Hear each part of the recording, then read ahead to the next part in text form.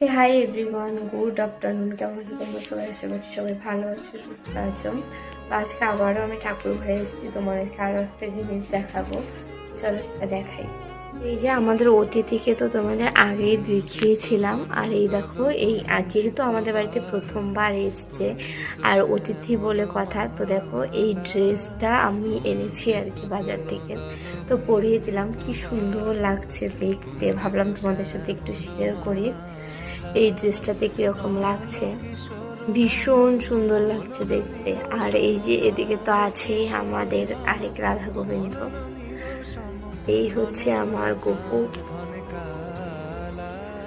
আজকে পুজো আমি দিইনি, আজকে পুজো মা দিয়ে গেছে, ফোনটা নিয়ে এসেছিলাম তো তো তাই ভাবলাম যে শেয়ার করি তোমাদের সাথে। আর ড্রেসটা কিন্তু অনেক দিন আগেই এনেছি, পরেওছি, বাট ওই আর কি ফটো তোলা হয়নি বা তোমাদের সাথে শেয়ার করা হয়নি, তাই শেয়ার করলাম। এরকম লাগছে অবশ্যই জানিও।